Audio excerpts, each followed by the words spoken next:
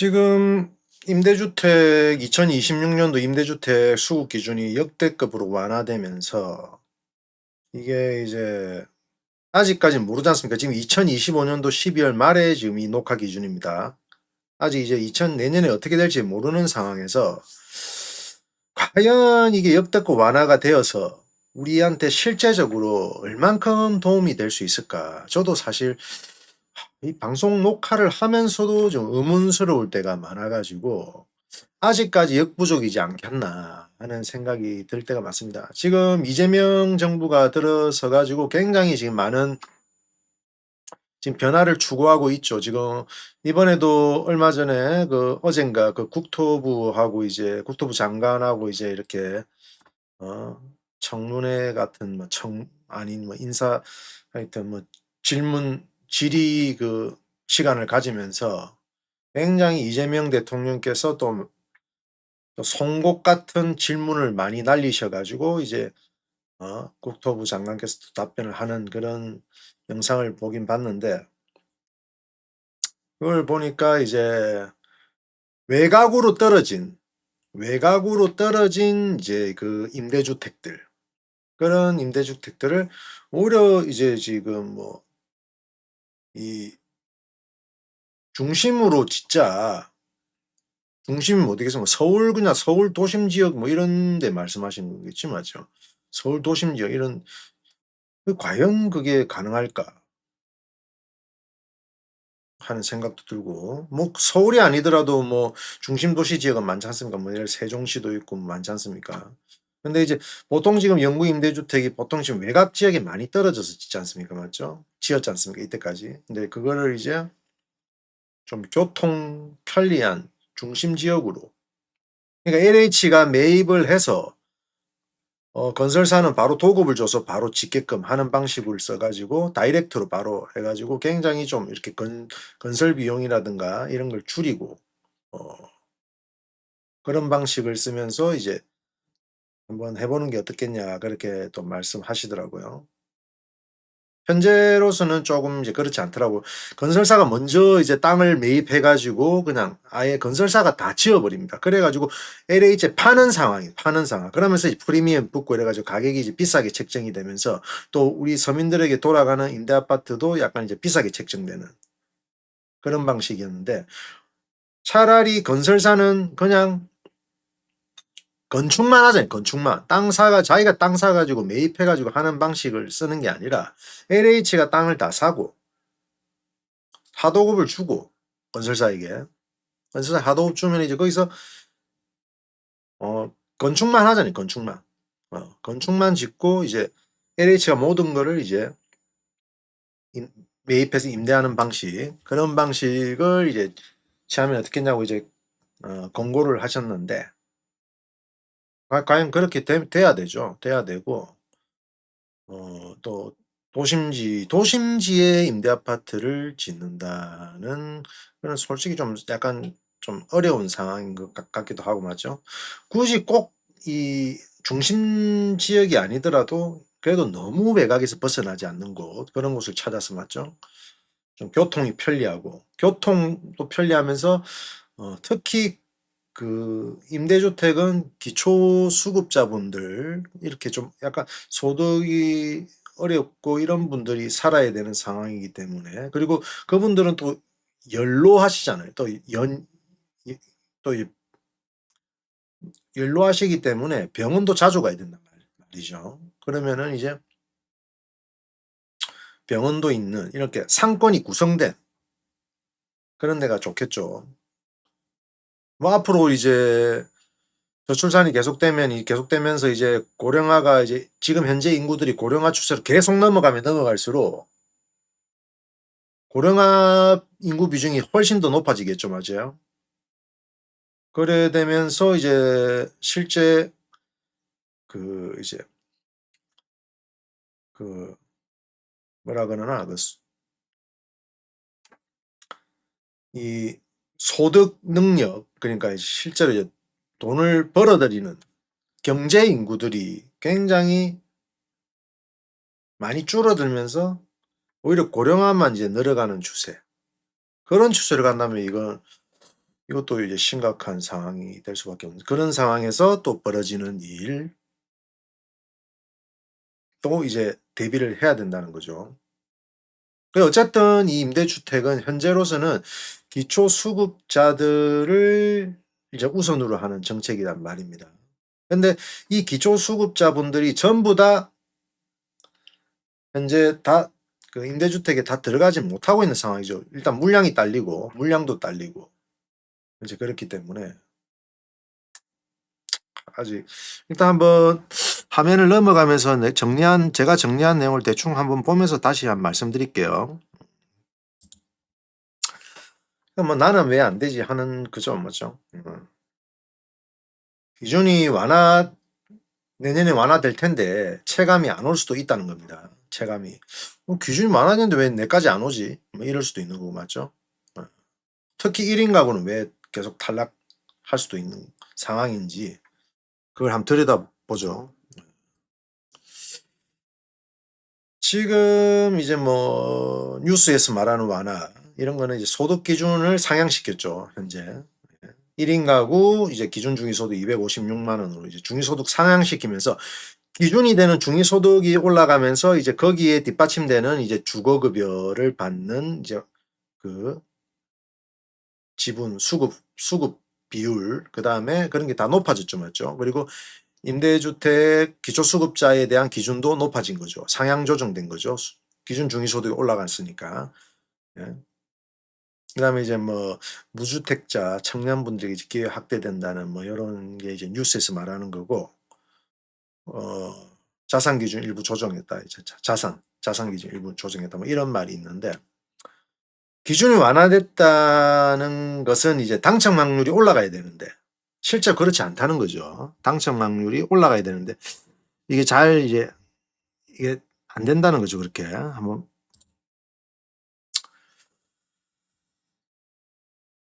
경쟁률이 더 폭증하죠, 맞죠? 예. 일단 기준이 완화되니까 이제 거기에 들어가는 이제 기준이 완화되면 이제 거기에 대한 수급 받을 수 있는 분들이 더 늘어나는 거죠, 맞죠? 근데 이제 공급은 현재는 많이 못 늘기 때문에 이제 공급이 못 따라가는 거죠. 예. 공급이 못 따라가는 겁니다. 수급 가구는 더 늘겠죠, 오히려. 기준이 완화됐기 때문에. 기존에 못 들어갔던 수급 가구가 이제 기준이 상향되면서 들어갈 수 있다는 거죠. 기초수급자들이 더 늘어난다는 거죠. 주거급여 받으시는 분들 더 늘어나는 거고. 근데 이제 주택 공급 수요는 이게 계속 늘리고 있습니다. 늘리고 있는 상황, 지금 계획을 늘리고 있는 상황입니다. 예. 현재로서는 조금 역부족일 것 같은 상황도 들고 맞죠. 예. 특히 또 1인 가구는 소득 부분에서 약간 좀 불리하죠. 맞죠. 다른 2인 가구, 3인 가구보다 소득 분위를 높게 잡기 때문에 좀 불리하시다는 거죠. 네. 그리고 가점 점수도 낮고 보호 점수라 그러죠. 뭐 가족이 많을수록 가족 구성원이 많을수록 오히려 더 우선순위가 되는 거고 뭐 그런 게 있지 않습니까? 장애 여부에 따라 우선순위 되고 뭐 그런 추가적인 점수 그런 점수에서 이제 낮게 잡힌다는 거죠. 그래서 1인 가구가 좀 불리한 가능성이 큰데 특히 뭐 완전 어르신들이야 뭐 이제 저희 어머니 같은 분들은 경제적 여력이 없지 않습니까? 아니, 경제적 생활을 할 수가 없잖아요. 경제력이 없지 않습니까? 그런 분들 소득이 안 잡히기 때문에 바로 들어갈 수 있지만 저희 같은 이제 저희 같은 세대인데 1인 가구다. 뭐 저 같은 사람이다. 그러면은 저 같은 경우는 이게 곤란하다는 거죠. 자, 왜냐? 기초수급 자격이 1인 가구 82만 원까지 82만 원. 그럼 월 소득이 82만 원. 그럼 내 월 소득 80만 원. 예를 들어 80만 원이야. 80만 원. 80만 원인데 내가 또 재산이 조금 있어. 그럼 그 재산을 또 소득으로 환산한 금액을 더해야 되지 않습니까? 전 방송에 설명된 것처럼 82만 원이 넘어버리면 소득 인정액이 82만 원 넘어버리면 이 기초수급자에서 탈락된다는 거죠. 그럼 기초수급자는 아닌 거죠, 맞죠? 저 같은 경우도 기초수급자가 아닌 거죠. 전 소득이 82만 원 이상이기 때문에 여기 들어간 경우가 굉장히 애매하다는 겁니다. 이게 특히 이제 완전 고령이신 분들은 이제 지금 거의 다 임대주택 이제 고령이신 분들이 차지할 수밖에 없는 게 이제 이런 상황인 거죠. 기존에 이제 저희 같으면 이제 매입 임대라든지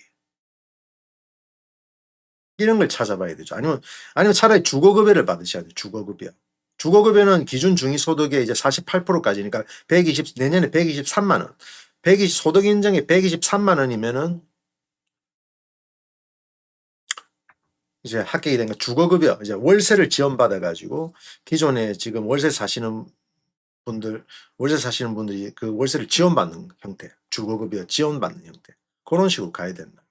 근데 이제 임대 아파트 들어가려면은 힘들다 볼 수 있는 거죠, 현재로서는. 앞으로 어떻게 될지 모르겠습니다. 앞으로 이제 계속 이제 좀 세월이 더 지나야 되겠죠. 계속 이제 임대주택 물량을 확보하고 그 건설을 짓고 그런데 이제 인구는 줄어들고 이럴 경우에는 이제 충분히 들어갈 수 있을지 모르겠지만 현재로서는 물량이 부족하기 때문에 매입 임대를 같이 이제 병행하는 거죠. 매입 임대를. 근데 매입 임대는 사실 주거급여하고의 차이가 있는 게 주거급여는 이제 보증금 싼 데 들어가서 그냥 월세 내면서 그 월세를 지원 받아 버리면 됩니다. 근데 이 매입 임대는 또 LH가 매입한 곳에 들어가야 되지 않습니까? 그러면 또 기다려야 되고 그리고 또 보증금이 좀 더 비싸요. 예.